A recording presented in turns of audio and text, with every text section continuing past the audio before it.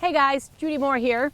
I wanted to go over types of dog toys, appropriate toys, sizes of toys, the safety of toys, dog's preference of toys, and how we can engage with them.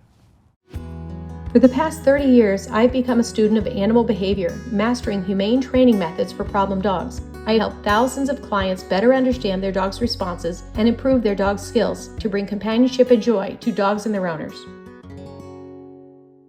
The first thing you're going to notice, not that I have a lot of different toys here, but I want you to think about the size of the toy should be appropriate for the dog. So these are for large dogs, 60, 70, 80 pound dogs. Let me organize these a little bit. You're going to see a fun theme here as I do this. What are all those? There's the balls. We have a lot of things on ropes. I'm going to tell you about that and why that's important and engaging. So as I think about the different types of toys here, first I want to think about why I have larger balls. These have ridges in them, which make them more safe than something like this that's smooth. Now if you felt this ball, you would say it's smooth, but again there are ridges here. Why is that important? The last thing we want is for a dog to get a ball that's slippery, wet, and to swallow it. You're also going to see I don't have any tennis balls here. If I do have a tennis ball, which I may have one here, if I do have a tennis ball, it's going to be on a rope, and I don't think I have any.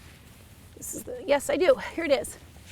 If I use a tennis ball, it's going to be on a rope. Why? When this fabric gets wet, specifically dirty or sandy, it gets very slippery. These tennis balls break really easy. So one, it's a choke hazard. Two, as the dog chews on this fabric, and let's see, a lot of dogs like to chew on it, right? It wears their teeth down. Not good for the dog's teeth. And they can get into this point of breaking these off, and this is toxic material. This is all painted. So we don't want dogs ingesting that material. So if you're going to use tennis balls, just know that they are a choke hazard. So you want to be safe with those. Again, the right size ball, we don't want the dog to choke on them. So most of my toys here are larger because I have larger dogs. I do use Frisbees. These are my least favorite. Why? They're most dangerous for the dog as far as hurting their stifles. The stifle is the knee. And so just like how many athletes do you know that have blown their knee in all sports, right? It is that joint in the middle of the ankle and the hip. So it is a knee on a dog, and it takes a lot of impact when dogs are jumping. So you really want to protect that stifle. And keep in mind that these joints in your dogs are not fully developed until over 2. I personally don't do any jumping with my dogs until they're over 2 years of age, until their joints, somewhere between 18 months and 24 months, the joints all close up and you have a safer joint. But again, we don't want to blow out a knee on a dog. Unless you're really good at throwing these, you throw this, the wind picks it up, you see dogs jump, they land straight down. All it takes is one time for your dog to land in an odd position, and you're going to blow that stifle. What this is for, this is a float. So I have some toys here that I take out on the boat. I throw this, it lands in the water, my dog goes and gets it. This is my least favorite. I don't even know where this came from. I certainly didn't buy it because I'm not a big fan of Frisbees. I will use that one in the water. But look at this toxic material, this painted material that's coming off. Do you really want that in your dog's gut? I sure don't want it in mine. Can cause loose stools, can cause allergies. We don't want that toxic material. I think I found this somewhere and I picked it up and I wanted to show it to you. This one's going in the garbage. That's not something that I would want to use.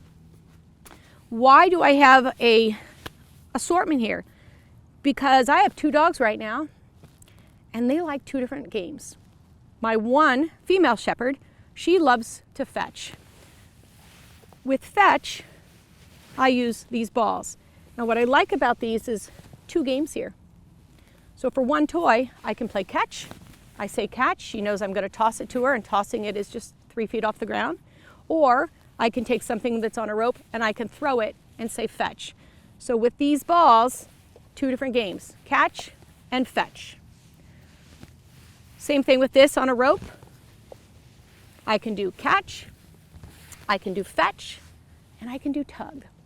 Now, my female loves to go for smooth things. Her mouth, her kinesthetic awareness in her mouth, she really likes the rubbery toys. Anything that's rubber, she thinks that's great. My male, he's going to go for the softer items. He wants things that he can clench his teeth into. They also play different games. My male likes to play tug, which is why most of my toys have a rope. These are float toys. We use these on the boat. They're excellent. I can whip them around, fetch. Drake brings it back. Jade drops it, says throw it again. Drake shoves it in my hand and says tug. And we're going to watch that. Two different ways of playing with these, but these are float toys. This is a float toy.